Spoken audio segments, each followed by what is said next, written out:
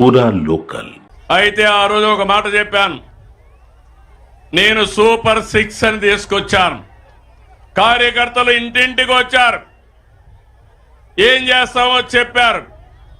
అయితే గత ప్రభుత్వం ఆర్థిక విధ్వంసం చేసింది, చాలా సమస్యలు వచ్చాయి.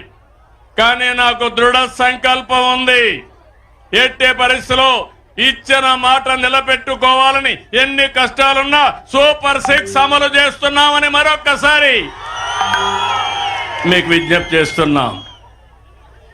అదే కాదు, ఇచ్చినట్టు అన్ని కూడా అమలు చేస్తున్నాం. మీలో ఒక ఆలోచన రావాలి. ఇచ్చినప్పుడు మీరు అనుకుంటారు ఆటోమేటిక్గా వస్తాయని. ఏది ఆటోమేటిక్గా వస్తే అందరూ ఇవ్వగలుగుతారు. నేను అడుగుతున్నా, 5 సంవత్సరాలు పింఛన్లు ఇచ్చారు. 3000 ఉంటే ఒక్కొక్క సంవత్సరం ముక్కుతూ మూలుగుతూ 250 పెంచి 5 ఏళ్లలో 3000 చేశారు. నేను ఒక మాట చెప్పాను, మీ అందరికీ 3000 నుంచి 4000 చేస్తా.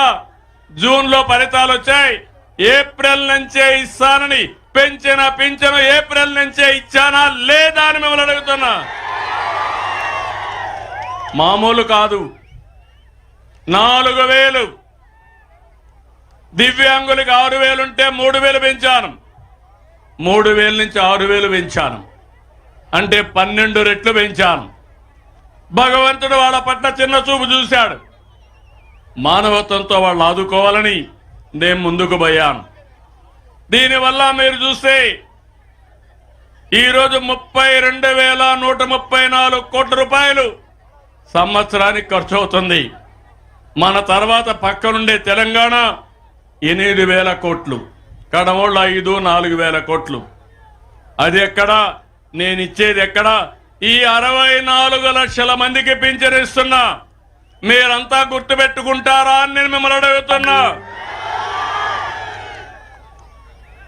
4,000, 6,000 కిడ్నీ పేషెంట్లుంటే డయాలసిస్ చేసుకుంటే 10,000 బెడ్కి పరిమితం అయితే వాళ్ళ ఇంట్లో వాళ్ళకి సేవ చేయాల్సి వస్తే 15,000 జీతంతో సమానంగా మీకు ఇస్తున్నానా లేదా అని మిమ్మల్ని అడుగుతున్నా.